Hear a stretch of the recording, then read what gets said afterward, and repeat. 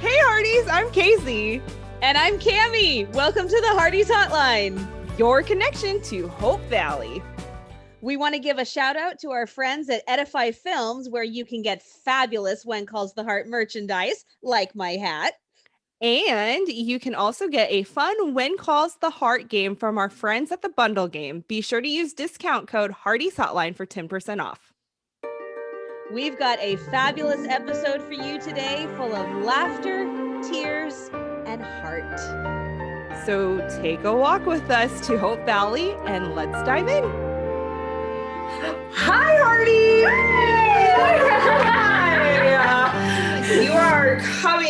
We are coming to you live from the Hearties Hotline studio, otherwise known as Casey's office.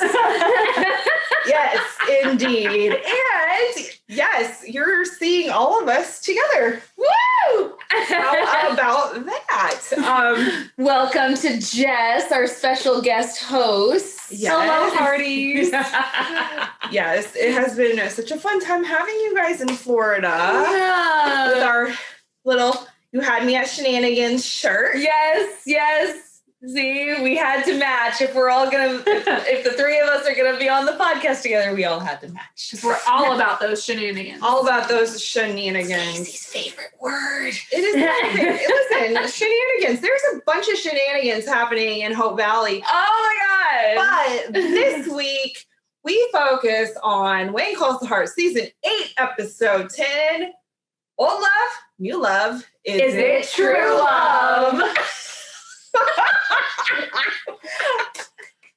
So, yes, this episode was actually kind of a monumental episode for multiple reasons. The first being is that the three of us actually watched it together live In the same room, which was a totally new experience and awesome. yes, a new experience, very fun. Also, as you may know, Jess is not the romantic, so she was mopping us all up.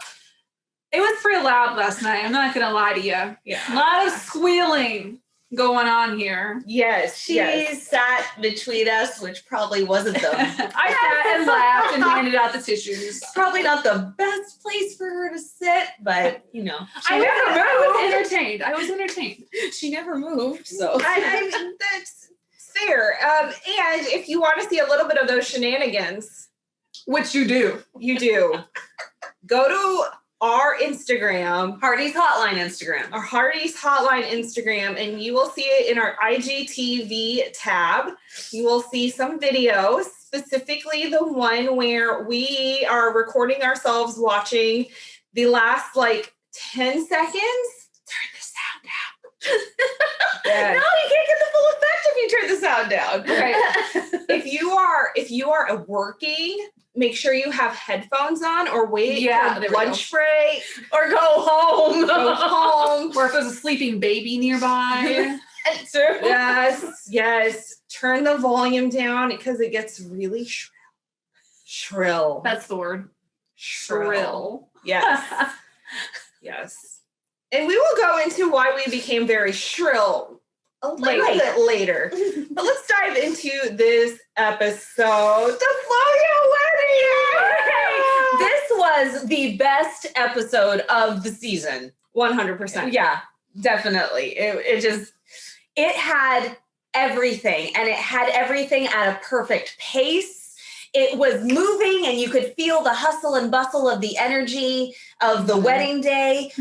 And so it didn't lag in any way, but it wasn't too rushed. Right. You could feel the energy, but it wasn't too rushed. And I don't think that it cut anybody off prematurely, which I really, really loved. No. We got a full telling of the particular story for the characters in the episode. It was fantastic. It was great. It was great. Yeah. Jess, you being the mop, the non-romantic, but also you have a soft spot for Floyo. I do. How did you feel about this episode? I also loved it because, like I said, I'm not the romantic, but I'm here for Floyo. And that scene, are we allowed to talk about it yet? Sure. where they have to have their kiss before I recorded their reaction. I didn't even see the kiss the first time because I was too busy recording them. Watched it twice. But it was so sweet. It was so sweet. Precious. I know. And that was a towel on her head, not a hat. Not a hat. I thought it was a hat. Oh. But, I thought that would make it almost kind of goofy. Mm-hmm. That she's in the beauty shop / barber shop. She's got a towel on her head and they're having their first kiss in the barber shop. But it worked. It did. Number one, the towel was placed back, so it really did look like a hat. A little bonnet. Yeah, it looked like a little hat or a bonnet. And then Loretta just pulls you in with that amazing performance. There's not an ounce of anything to laugh at. Mm-hmm. It's just all, Well, and I just got to say, for the first time, finally, they had a moment that was not interrupted by a door or a bell. woo! Bless. They got to have the moment. Relationship goals. But you know what was really sweet about that scene too? Florence had just talked about how she was a bit insecure because she thought she was like an ugly duckling and What does he see in me? right. And when he walked in, she could have easily been like, "Don't look at me," but she didn't. And I think that She immediately went to what's wrong. yeah, I think that just shows how much she truly does love Ned and how Ned truly does love her for who they are. And how much she has grown. Mhm. Because old Florence would have said, "Get out." Yeah. Old Florence would have said, "You're not allowed to see me on the wedding day." Mhm. But he came in. I think that she was about to say, Mhm. "Get out." And then she saw the look of distress and Mhm. what's wrong? Immediately she goes to what's wrong. And Hrothgar, his performance right Mhm. there. Oh my gosh. He actually admits he's not trying to be all tough and macho. Nothing's wrong. He says, "I have cold feet." Mhm. And what does she say, Jess? I'll knit you thicker socks. It's so cute. It's so cute. Oh, it is so cute.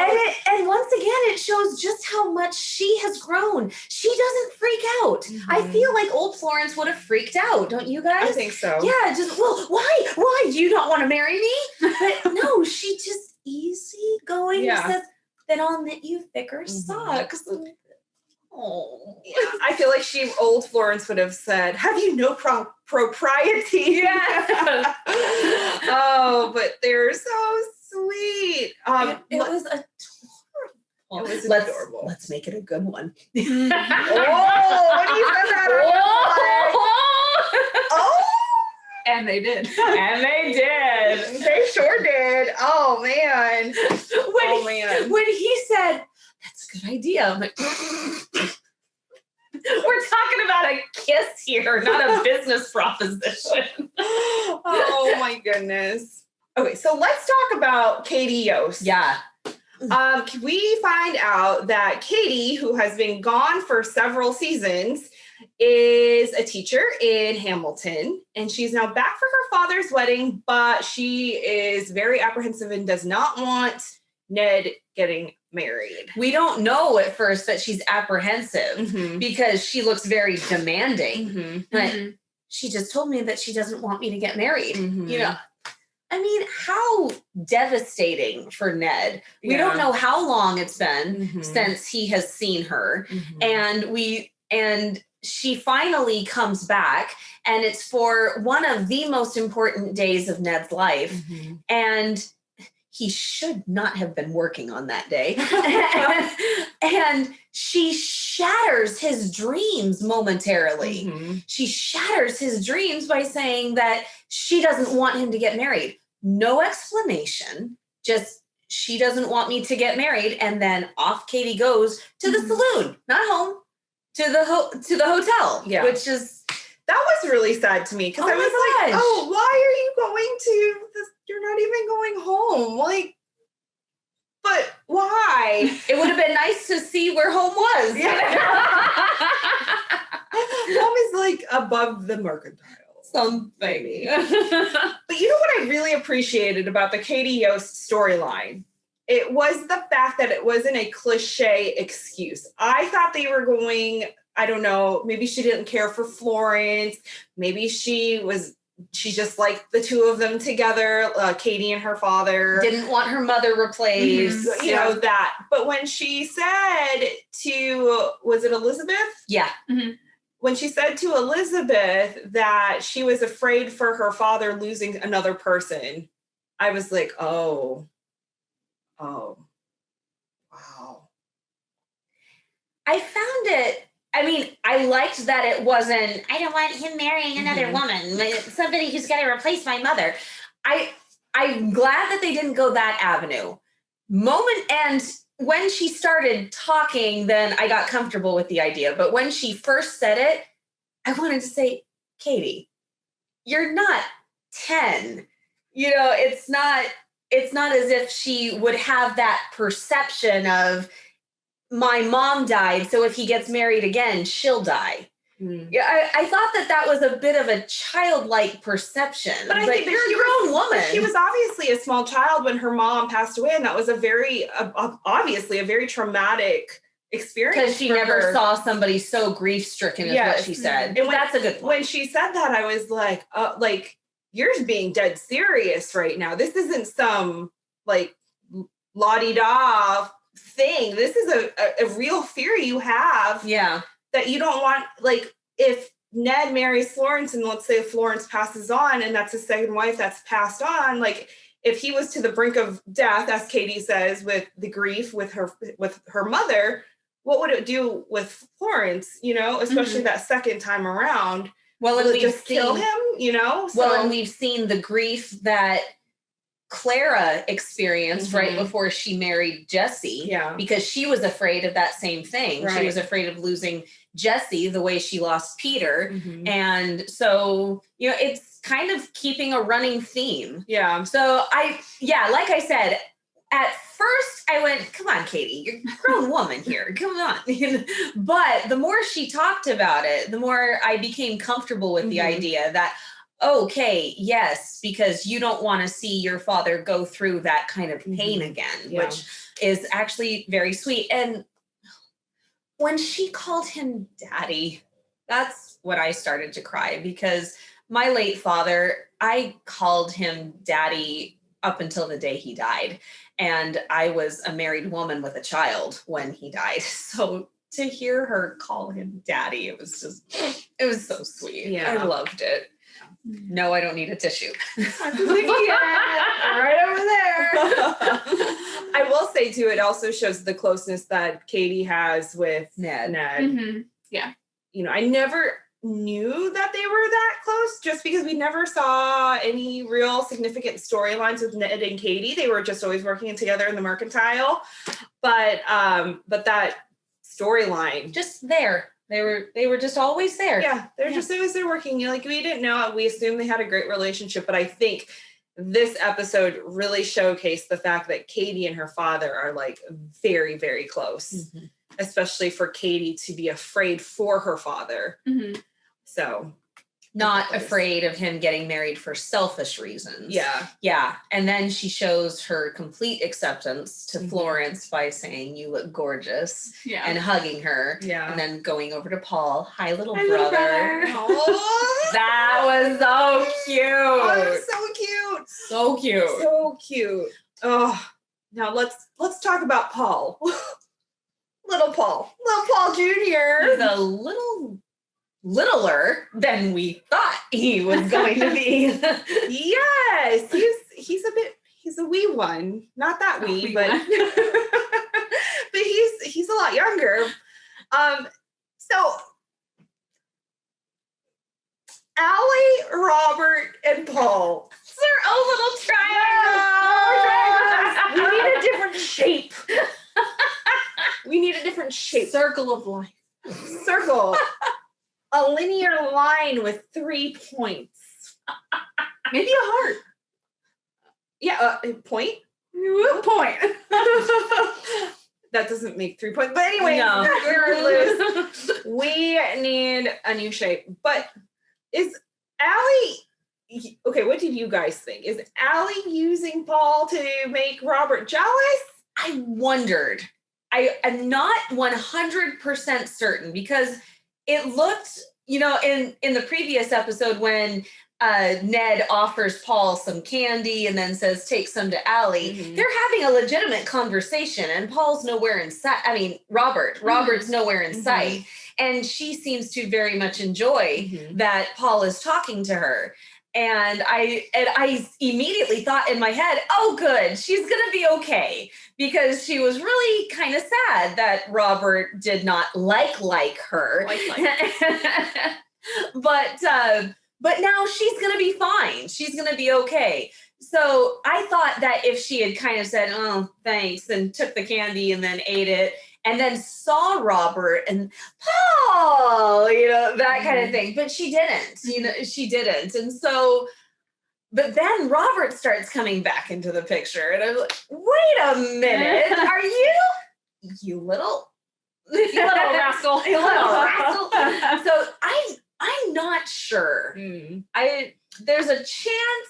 I don't know that Allie would be that mean, especially with Nathan. My instinct was no, just because, how old is she supposed to be? 14. 14. I mean, that's like the kind of, I'm not saying she's boy crazy, but where you're like, you are kind of interacting with multiple boys and it doesn't necessarily have to be anything manipulative. Yeah.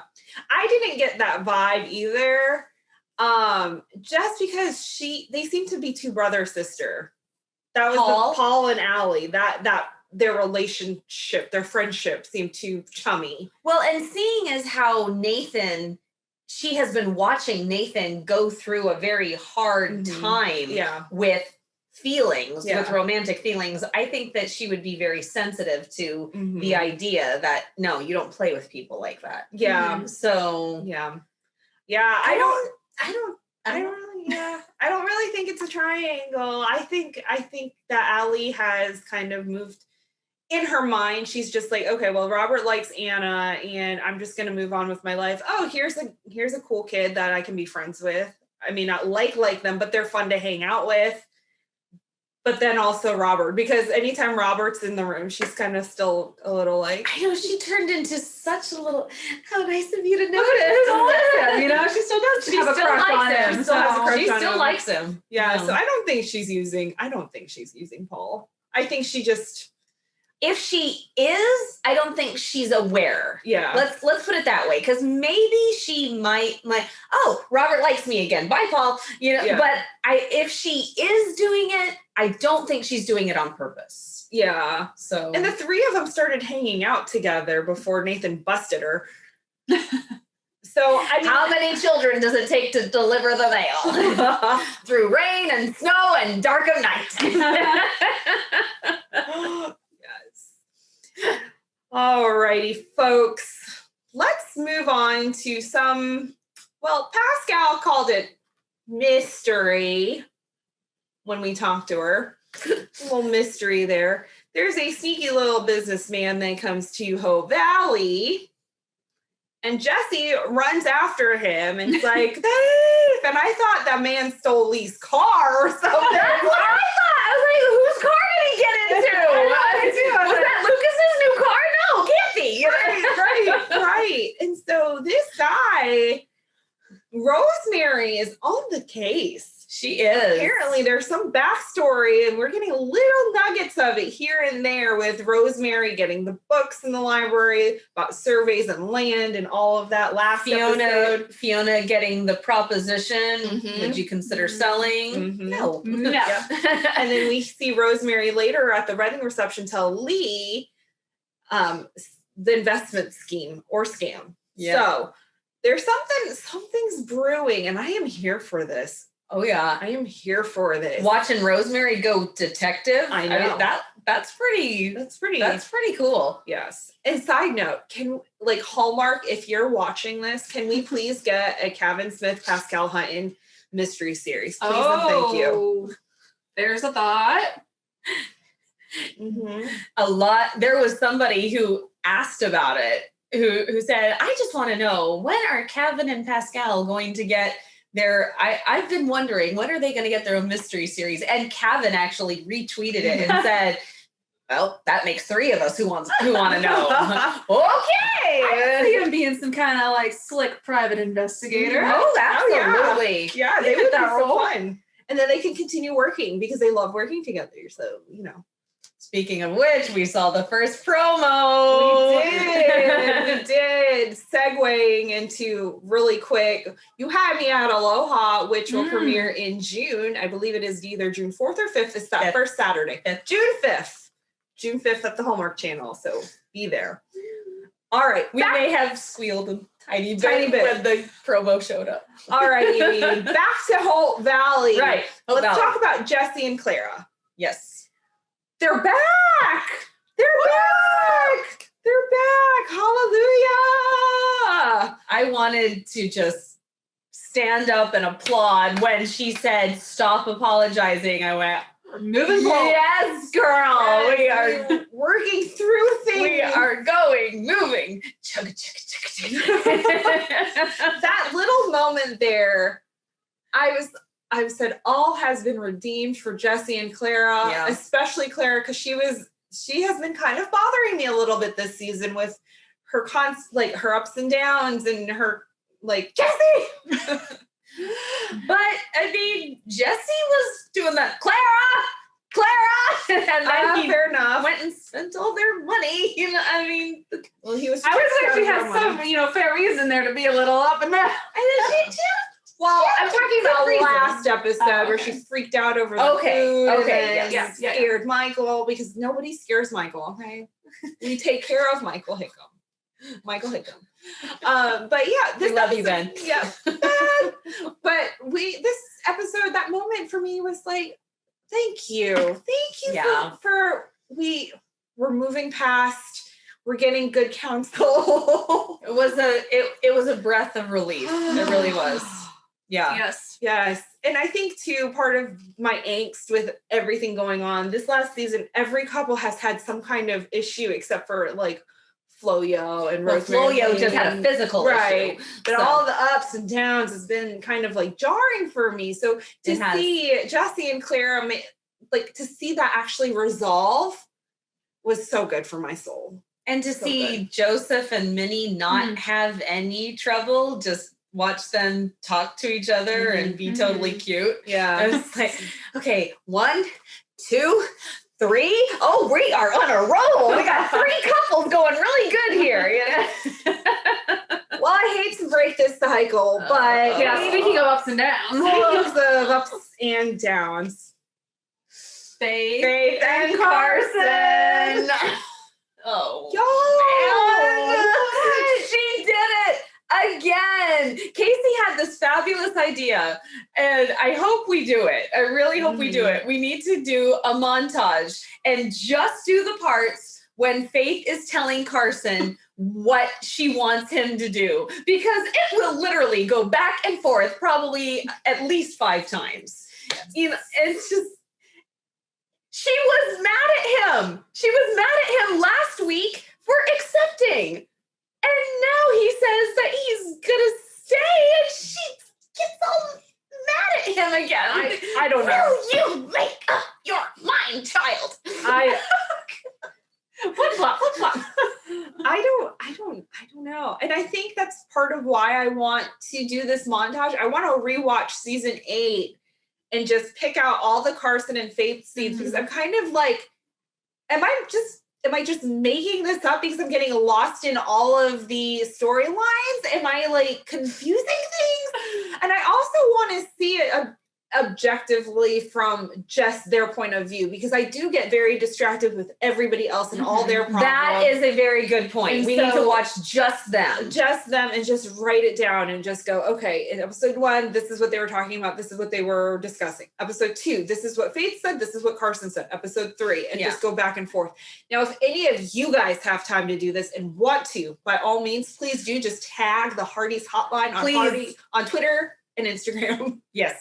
And we will credit you. So let us know if you do that. But that is something I definitely want to look back at. And can we talk about Carson's purchase?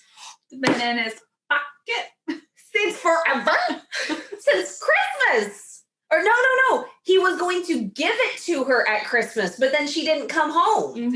Yeah. So he bought it before Christmas. How long has he had that? The other thing too is, when was he planning to propose to her? At least he didn't propose with that terrible idea of a proposal. Why don't we get married? No, that is not how I would propose. Did you guys see the tweet from Paul Green saying that he carried the ring? Oh, yeah. He carried the ring in his pocket for real every time he did a scene with Andrea. So he would feel it, and the character could really act with, that makes a lot of his angst. It was completely justified, but that makes a lot of his angst a lot more understandable. The thing's burning a hole in his pocket, and then he's like, maybe almost reaching, and no, she doesn't want me to stay. Okay, she went, why? In and out, in and out, in and out. Yeah. Oh. I mean, Aaron called it. Aaron, the color green, he's exhausted. Yeah. He's exhausted. And now we have the added element, because number one, Faith is changing her mind constantly, which is going to exhaust any man. And then we have the added element of he's got a ring in his pocket that he has had in his pocket for months. It's, oh my gosh. Yeah. It's exhausting. It is. And it's extra frustrating now. We're just like, Faith, if you only knew what he had. Yeah, I don't know. This couple's confusing, and if Carson proposes, what is she gonna say? Yeah. And I hope he doesn't propose out of desperation. Yeah, this is the only way I can make you stay. This is the only way I can make you happy. But she already knows that he's considering it. They've already talked about it. That's true. They talked about the idea. We could look forward to getting married. Yeah. So it sounds like she just needs to make up her mind, and he knows what. That's been the $1 million prize the entire season. Yeah. Yeah.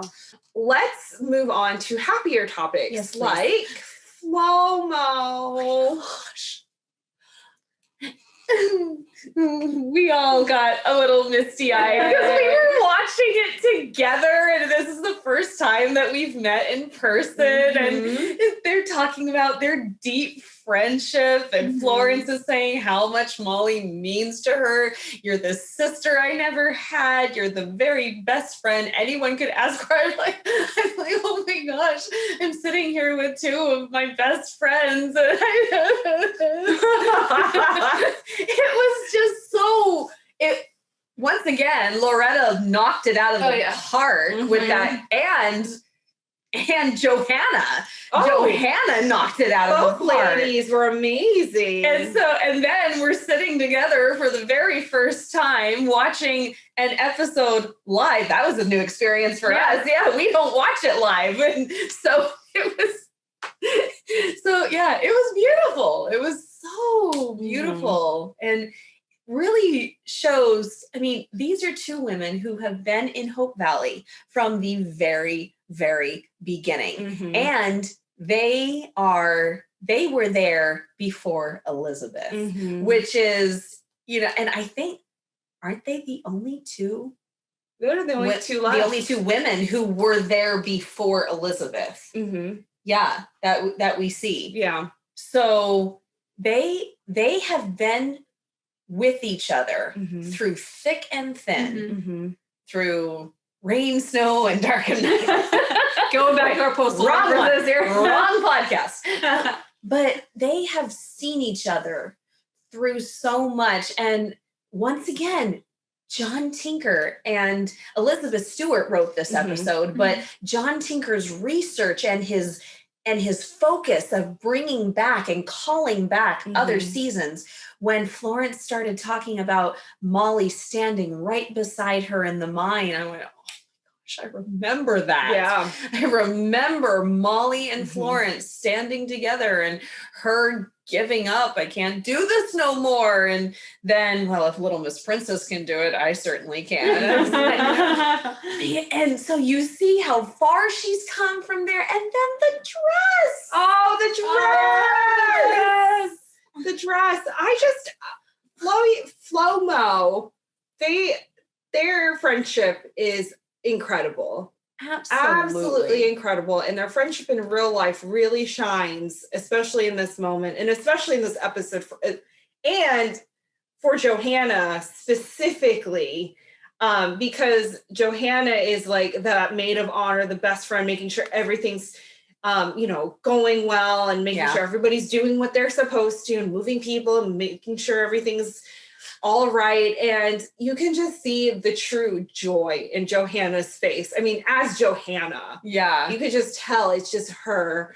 And at the wedding too. Oh. When Florence is walking down the aisle, I know you're kind of focused on Florence's back, or you're focused on Hrothgar there at the end of the aisle. But if you just shift your eyes over to the right a little bit, you see Molly and the look of pure emotional history, joy, a little tiny bit of sadness because Florence is gonna be a married woman now, and so there's that little tiny bit of sadness, maybe a little jealousy thrown in there because she would like for that to happen to her again. But overpowering those are the joy, the history, and I love that. I want to make a Flo-Mo montage. I think someone should. You are on a montage roll today, girl. You guys, I love montages. Love montages. This one, they are good. Because then you can really see the progression and the development of a relationship. It's true. And you don't have to go through hours and hours and hours. Right. Just set it to music. And it's just like, what music should we set this to? That's what friends are for. In good times, in bad times. Okay, there you go. Done. Just need to get the rights to the music. Right. Let's talk about another friendship that is kind of interesting. Ned and Henry. Oh, I thought you were going to say something else. I thought you were going to say Elizabeth and Rosemary. Oh, well, we'll go to that. That's not happy. That's not happy. That's not happy. We're going happy places. Happy places. I thought you were going the opposite end. No. Sorry. Happy places. This is kind of an opposite end, but in a weird way. Ned and Henry. Ned asking Henry to be his best man. On the wedding day. On the wedding day. But that came out of left field. It did come out of left field, but it made sense because Ned never worked for Henry. Ned kind of just minded his own business and was kind of like, he had the mercantile. He's never in anybody's business. Yeah. He's the one that everyone surrounds. Right. So he's kind of like, he's almost like the bartender. People kind of bring their stories to him. And he just kind of holds it in confidence, I suppose. But because he's the postmaster. So he has to hold all of. We'll talk about that in a minute. But so he has to hold a lot of things in confidence. Yes. So what are some things that Ned has had to hold in confidence for Henry? I don't know. Okay, was it super odd to you guys at first when he says she and you write or something? You write quite often. You and she write quite often. You and she. No, I knew who he was talking about. Well, no, I was kind of like, that's an interesting choice of words because there's nobody else around them. Like, why use a pronoun? Why don't you just say her name outright? They never say her name. Well, I think that one of the reasons is if you say the name, then it makes what Henry is going through real. And Henry does not want to open that box right now. And he didn't mention her name either last episode. It's always been pronoun related. Yes. With the exception of everybody else talking about Abigail. Right.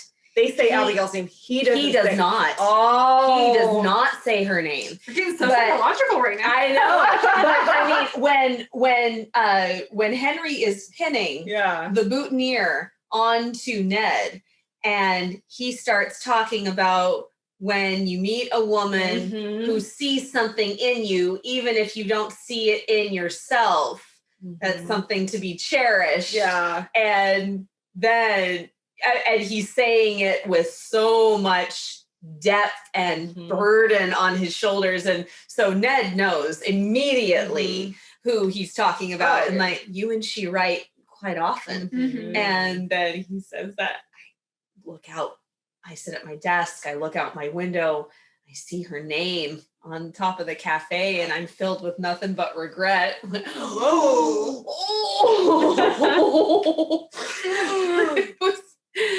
I have so many conflicting feelings about Henry and Abigail. I do too. I have a lot of conflicting feelings, but it's cool to see that, you know, there's all the doubt is swept away. Yeah. I mean, at least now we know. Yeah. Now it's not just a, what's going on here? I mean, they're opening that door. Big time. They are opening that door. We'll see what happens in a few seasons. So switching gears slightly, kind of going back to Henry and Ned, you know, everybody, all of the men are freaking out or teasing or ratting him out. Ned doesn't want to get married. It's over between Ned and Florence. You guys are worse than the women. But the one person that Ned tells, besides Florence, of course, but the one man that Ned tells that doesn't make a huge deal about it is Henry. And I think that is what gave Ned the confidence to go on with the wedding, and what gave Ned the confidence to ask Henry to be his best man, because he said, you've always been in my corner. And I can think of, you know, it hasn't been obvious, but there have been a lot of little times, like for instance, when they put together the Christmas dinner, Ned had all of these goods from the store to go and donate, and Henry paid for them without being seen. He stuck the money in the book, and only Fiona saw. So you know, there are little things, if you think back really hard, there are things where Henry has been in Ned's corner, even though it hasn't been really obvious. And and so then, you know, everybody else flips out, and Henry says, well, then if maybe today's not the day, and that's okay. And, okay, I can do it now. You know? Yes. That was good. Yeah, that was really good. Let's move on to a not so happy friendship right now. Rosemary and Elizabeth. It all feels wrong. It does. And you know what I find pretty heartbreaking? It's the fact that Elizabeth has this wall up, and Rosemary just looks so hurt by everything. She is so crushed. She is so hurt. And this is not a Rosemary I'm used to seeing. We usually just see, if Rosemary isn't happy, then she's like upset about something. Like she's angry about something, you know, that means something to her, like, you know, Lee and her having a spat or something happening. It's just the shop. Yeah, the shop.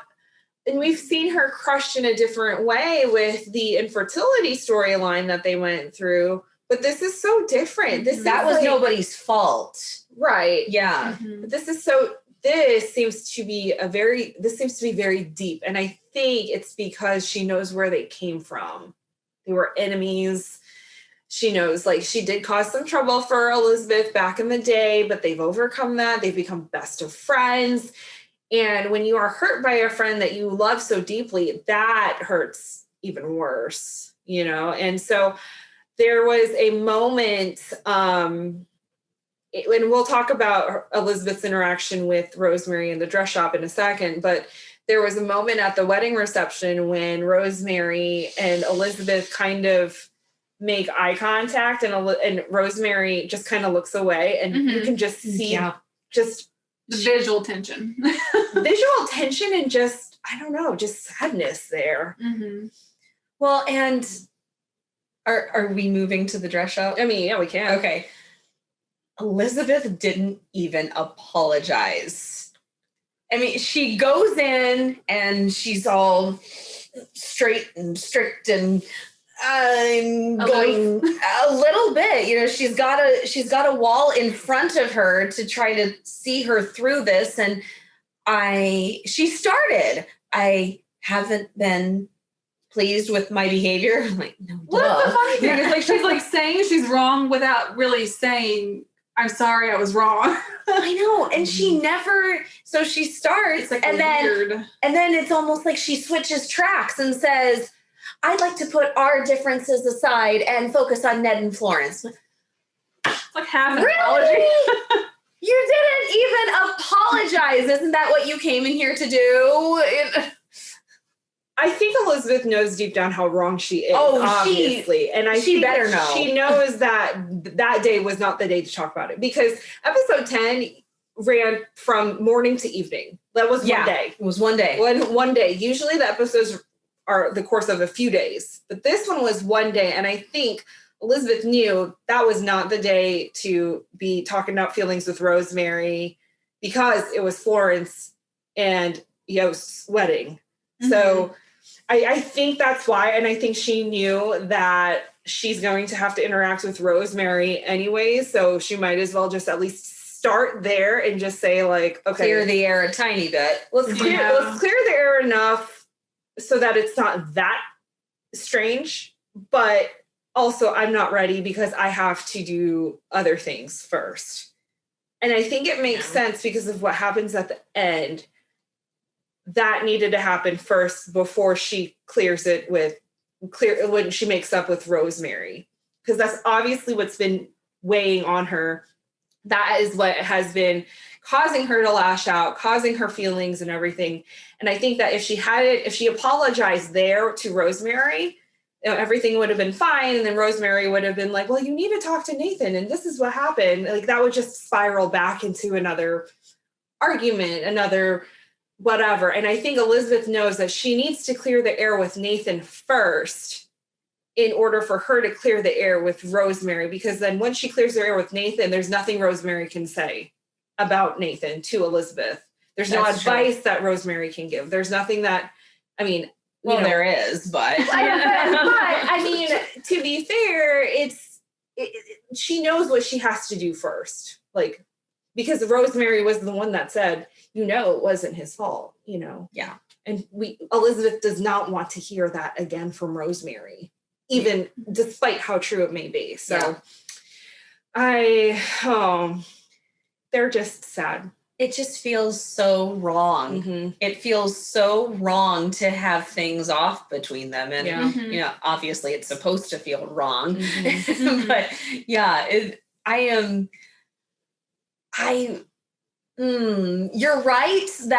you're right that things are too deep for them to go into it right now. I would have liked to hear, listen, I know that we need to talk about this a little bit more, expound it a bit more. I'm sorry. My behavior has been unacceptable, and I am sorry for that. I think it would have been a little easier to put aside the differences if she had actually apologized. Just in one more sentence. And I don't think Rosemary would have immediately countered with anything. Like, it's the wedding day. She wouldn't have gone into okay, so let's talk about what you need to do about Nathan, No. But I also think too, Elizabeth is cloudy. Oh, she's very cloudy. So even if I don't think she was ready to apologize. I really think that she had to go to Nate. She had to clear the air with Nathan first in order for her to clear the air with Rosemary in a clear manner. Because she's so cloudy. Yeah, I understand why she didn't do it. I just think she was wrong. 100%. The whole thing with Rosemary and Elizabeth and the squabble that they've gone through. Like, Elizabeth was mean. She was mean. She was mean. Yeah.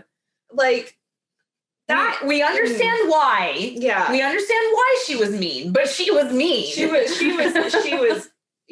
was mean. And so hopefully things are patched up next week. Especially whatever happens to Rosemary. But oh yeah. Yeah.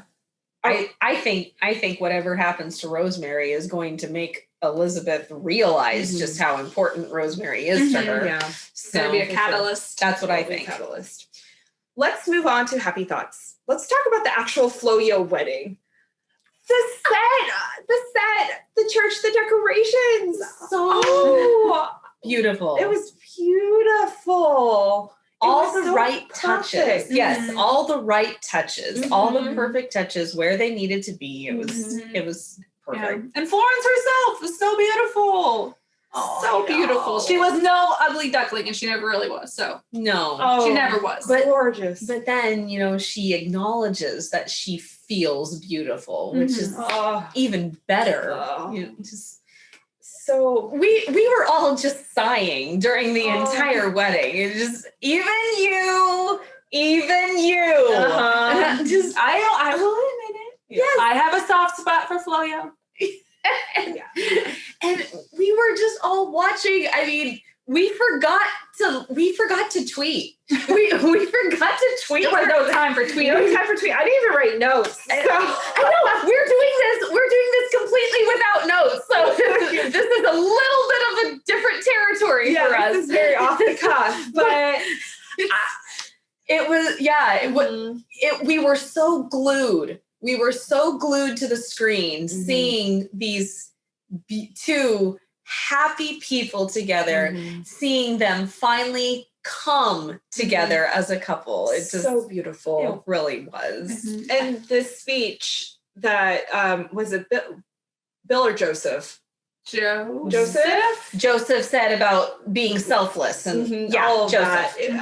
It was beautiful. It was beautiful and poignant. It was very, very much so. Yeah. The panning of the camera was also interesting for specific words too. And very intentional. Like I said, we don't have any notes. We can't like pinpoint everything, but like it was interesting how they showed each grouping. I do remember him saying something about forcing desires onto one person in the relationship. And right there it was shot at Faith and Carson. And Carson's, got his arm up and the words are touching him. He is listening. He's not just hearing. Yeah. He is listening. Yeah.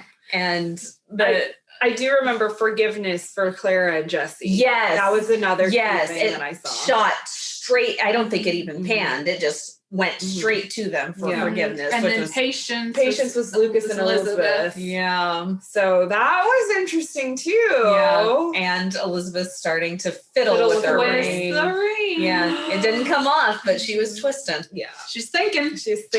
And then Nathan's sitting there really casually, but Allie grabbing his hands. Oh. That tiny little gesture, it touched him. Oh, yeah. I mean, Allie looks at him, everything's going to be okay. And he looks over, thank you, sweetie. There were all of these words that were communicated without any sound. Yeah.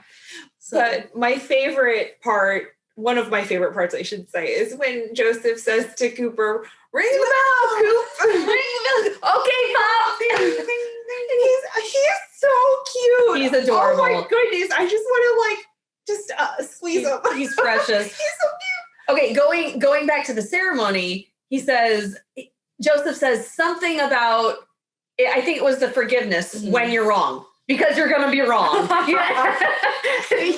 Anybody who has been in any kind of relationship knows that there's going to be a time when you're going to be wrong. Yeah. And it was a beautiful telling, teaching, and light moment all in one. Yeah, for sure. Let's move on to the wedding reception. The engagement ring. Oh gosh. You too. Oh, why do you think we put you in the middle? I gotta take the mic here. You gotta listen. Oh, so sweet. It was a beautiful ring. I'll give you that. It was. And when he said mother would have loved you, I was like, oh. And you know, she had already said, I look different. I feel different. We're moving forward together. You know, she was already so settled in this new journey that they're going to take together. And she's just glowing from hair to toenail. I mean, she is glowing. Yeah. And then let's throw another log on the fire and give her a beautiful engagement ring to go with. And I don't know. There was something so special about the fact that the engagement ring didn't come first for me. I don't know exactly. I can't quite put my finger on it. But the fact that she didn't have the engagement ring, he didn't propose. Well, obviously he didn't propose with it, you know, because he was a little occupied at that He was a little semi-conscious at the time. Did I?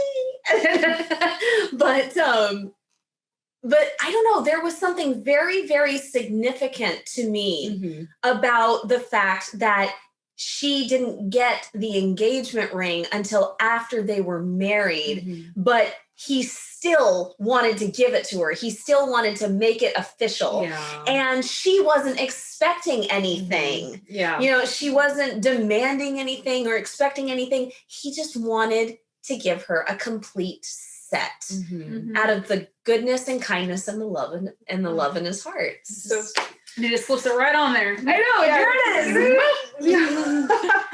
The other sweet moment in this, the reception, the dances, the father-daughter dance, the mother-son dance, and then we see the little discussions that each parent has with their child. We also discover that Florence's daughter's name is Deborah.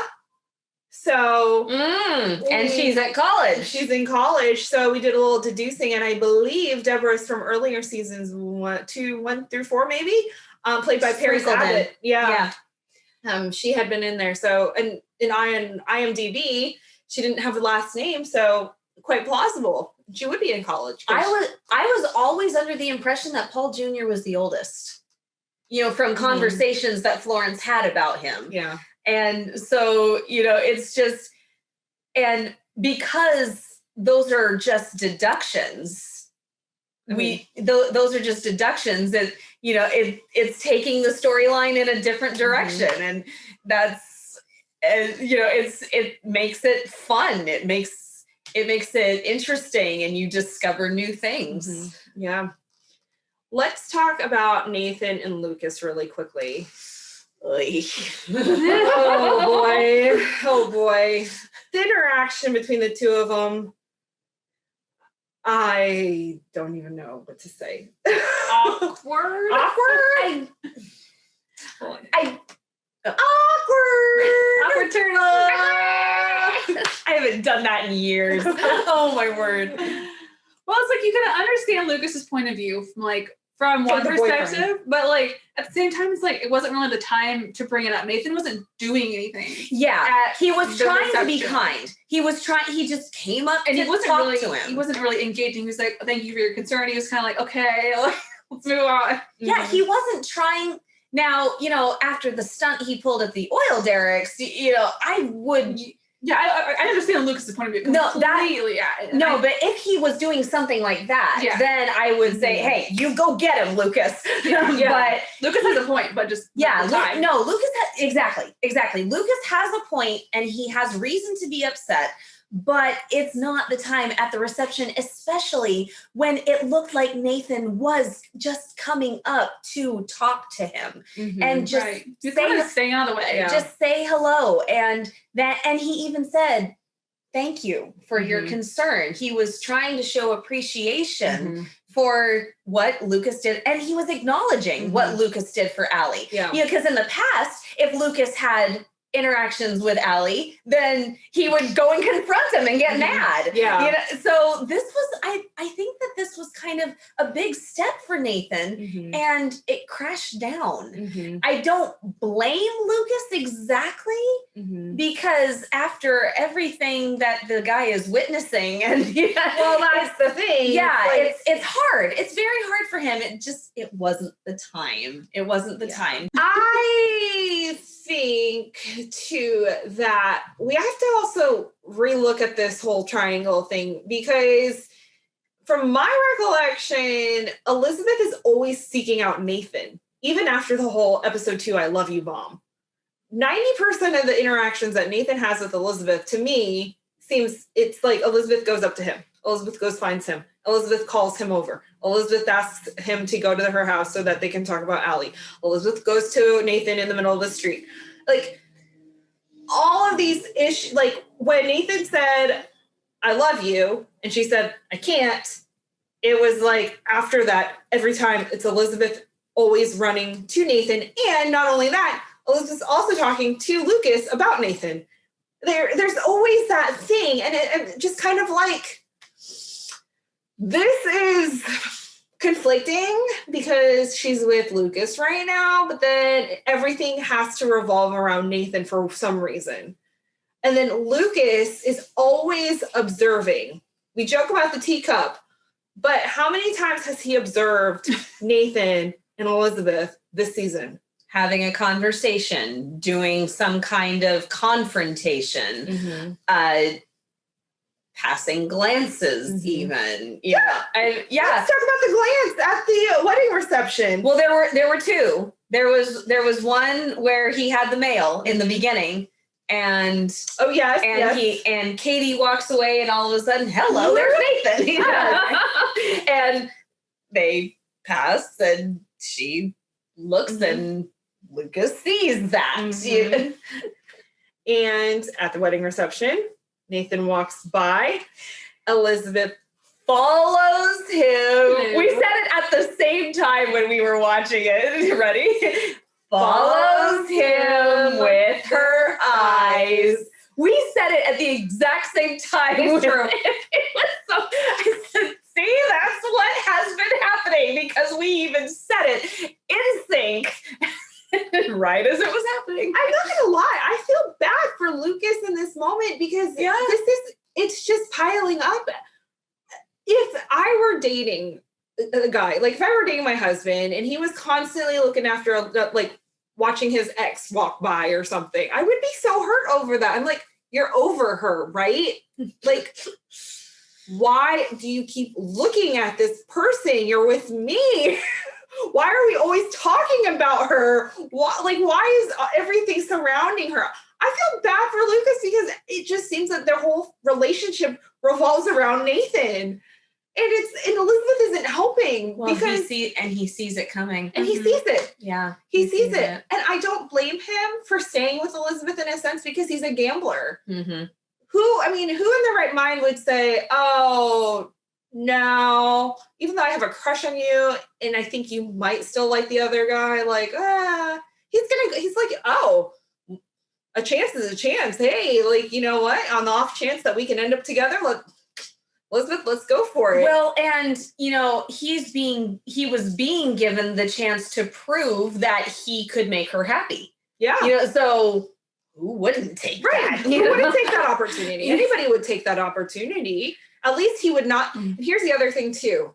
Lucas will not live with regret, because he won't be the one to say, I wish I would have pursued Elizabeth more. He is doing his the best to pursue Elizabeth, pursue this courtship with her. He is doing everything he can to make Elizabeth his. And if it doesn't go that way for him, he can't live with regret and say, oh, what if I would have done this? That's a really, really good point. He cannot live with regret. Okay, going back to Elizabeth and Rosemary, there was that other glance Rosemary looks up when Elizabeth follows Nathan with her eyes, and this time the three of us said it together. She knows. She knows. She knows. Rosemary knows. Rosemary's a very intuitive person. Oh, you think? Very intuitive. I mean, she was pretty intuitive before, but this season has just like, turned it up. Oh, yeah. All right. Yeah. Are we ready? Oh, yeah. I've got permission to take the mic for about 30 seconds. You guys have to listen. You're not allowed to speak.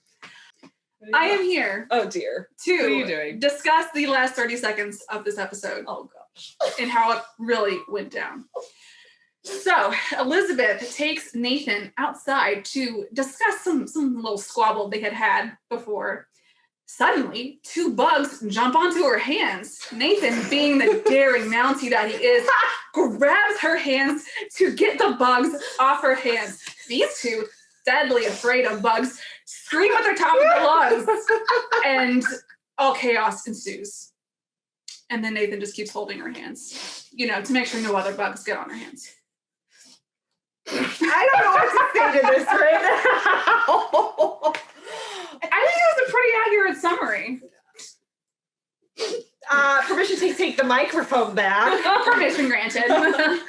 And never let her hold it again.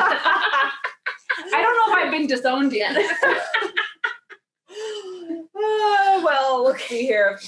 3 marks gets you a detention at school, so maybe you're on like half a mark. Okay. Okay. Nah, I go 1.5. So Elizabeth goes up to Nathan. This is the actual summary. Taps him on the shoulder and says, I really thought she was going to say, take a walk with me, but that's not her line. I thought she was going to ask him to dance.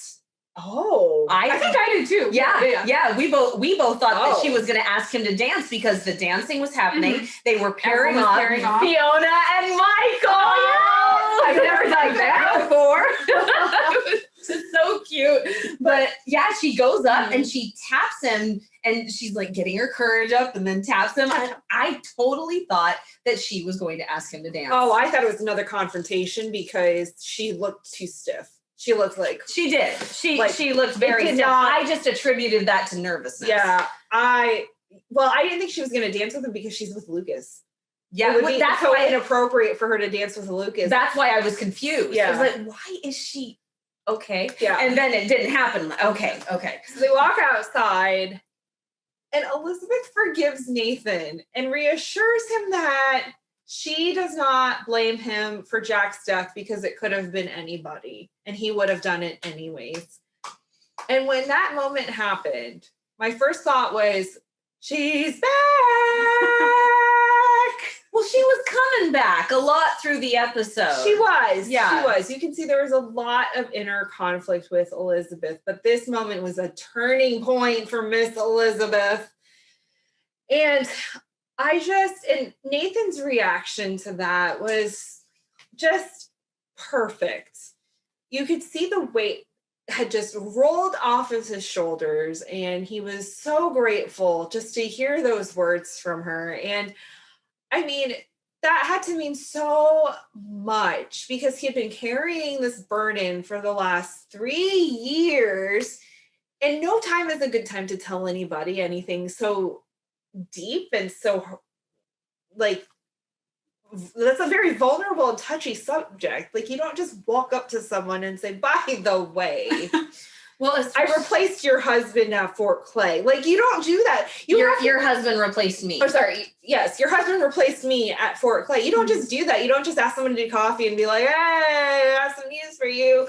I mean, there are things in life where it's just really hard to admit to different things. Like, think about when you were a child. Like, you didn't just run up to your parents and say, by the way, I lied.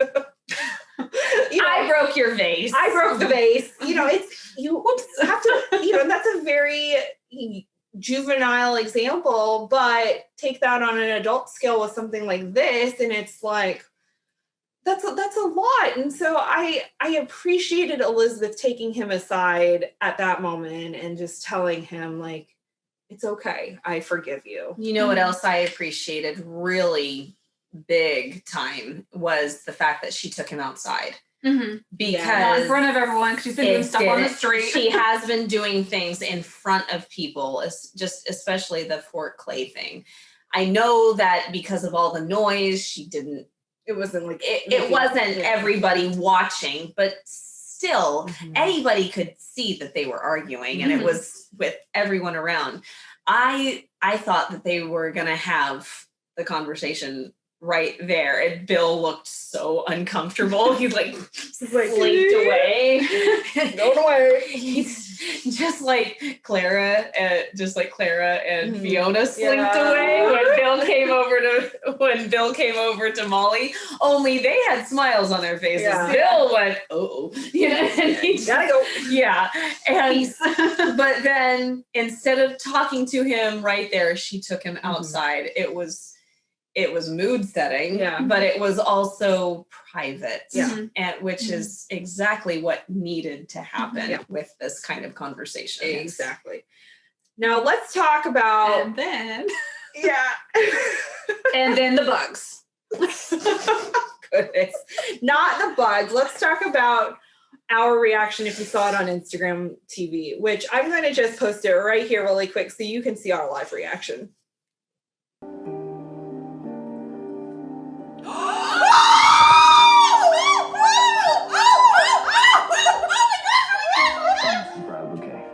She thought that you were the next one to be married. Only one episode left before the season finale.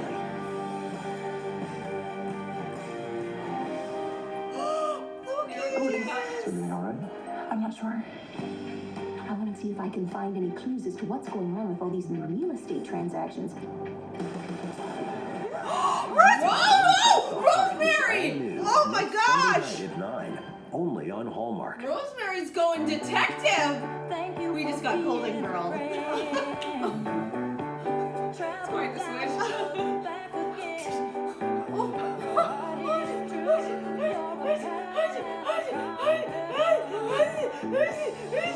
Close your eyes.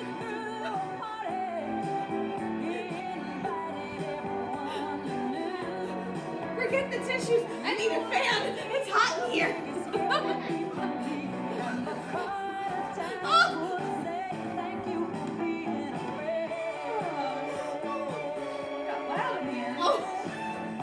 What the heck? Okay. So I feel the need to justify myself at this moment. We both do. There was a lot of emotions running through me at that time. There was gratefulness. I thought Elizabeth oh, wow, she's back. Oh, he looks so relieved. I'm so glad. I was not thinking romantic. Then he reaches out and grabs her hands. And I was like, first, that was the gas. That was when I went, oh. And then the fact that Elizabeth didn't let go and Lucas saw it all, that's when I started screaming. I was not screaming about this possible romantic gesture because I don't see that as a romantic gesture. I saw that as a grateful, oh, thank you, because some people do that. Some people just, their love language or whatever, it's physical touch or whatever. They're more likely to give you a hug or touch your hand or whatever. And so I thought it was that oh, thank you, let go, release. I thought maybe Elizabeth would flinch a little. The fact that she didn't flinch, the fact that she held on, and the fact that Lucas saw it was why without a teacup. And the fact that they looked very much like they were in a wedding. That's why I screamed, y'all. That is why I screamed. Oh my goodness. What is this show doing? Okay, your turn. Careful. Okay. So here's why I screamed. Because it was a little loud. Hey. Okay, so here's why I was having the reaction that I was having. Number one, we are having a legitimately good interaction. with Nathan and Elizabeth. How many times have we been cheated out of that the last couple of seasons? You know, something good is just about to happen and Elizabeth runs away, or Elizabeth changes her mind, or it fades to black. You know, all of that. So we got to see a good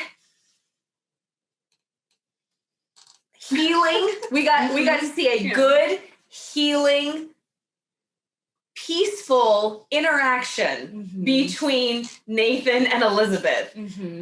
Now, I don't think that Nathan took her hands with romantic intent, but I still kind of went, he's holding her hands, and he took both of them. You know, he didn't just take one, he took both of them. So I don't think he was trying to be romantic. I don't think he was, but it still came off as romantic. So there was a little bit of that in there. And the other thing was, I was with my girls. It's a whole different experience watching with someone, especially when, you know, we podcast about it. It's our first time being together. And it was my first time watching an episode that wasn't a Christmas episode live. And so it's a whole different energy. Yeah. So put all that together and yes, I scream. You get decibel 1000. Yeah. Fade to black while Oh my goodness. That was something else. You know what? I kind of felt like we were at, I don't know what you really call it in football before the Super Bowl, but like we made it to the Final Four as a team. Nathan. Now my reaction was solely an objective reaction for that. No, I'm serious. I'm serious. That was really an objective reaction because I really didn't think it was a romantic gesture. I'm teasing, yes. I'm seeing it from Lucas's perspective too, because like, oh goodness, he's watching again, and this is not the time to be watching, Lucas.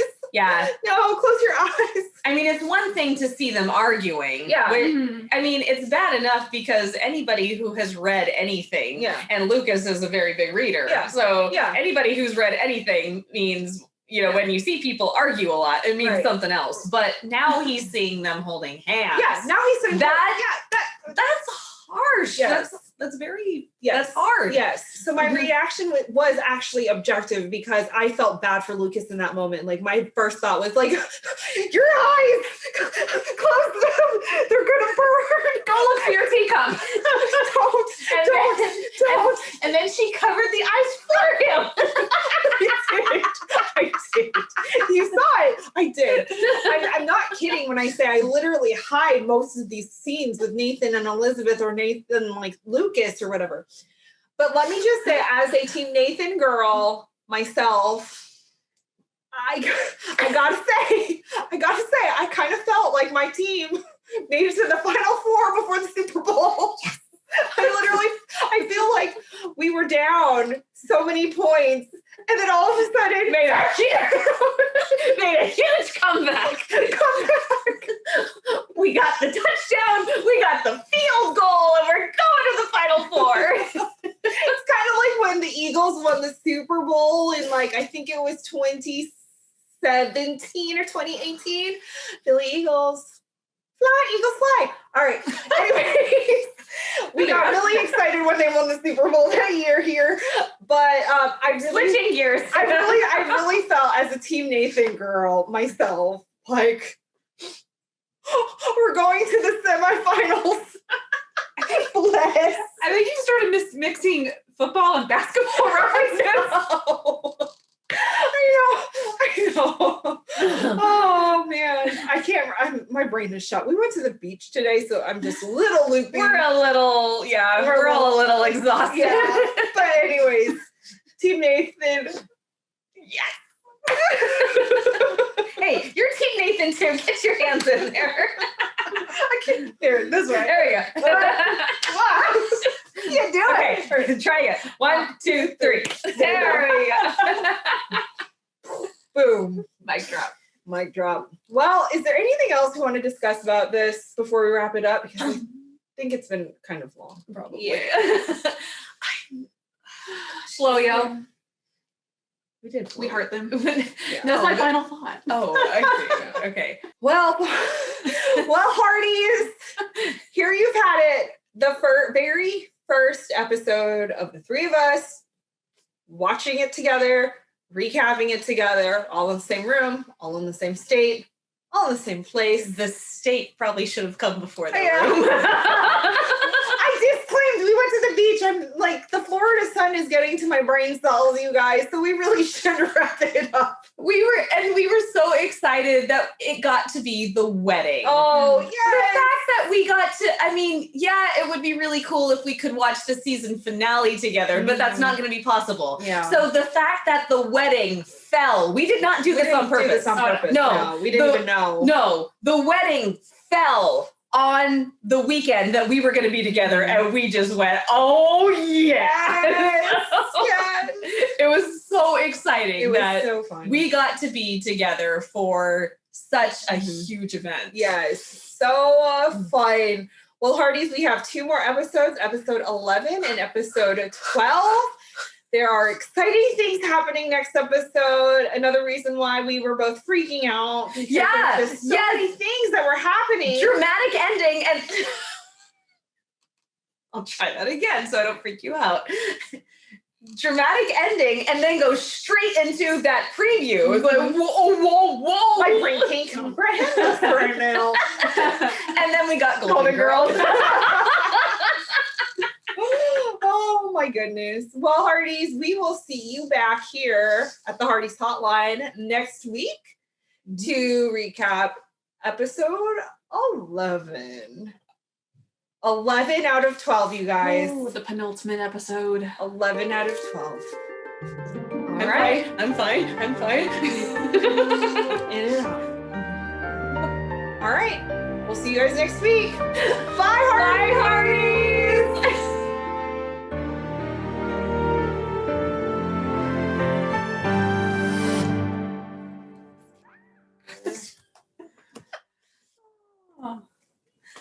All right, you're hosting. So Yeah. Alrighty. To me, I'll say Hottie's Hotline again. welcome to the Hearties Hotline. Where we talk about the hotties of Hope Valley. Indeed. Okay, let's start that over. Let's do that for real now, shall we? Oh, get my What's the name of this? old love, new love, is it true love? Old love, new love, is it true love? Yes.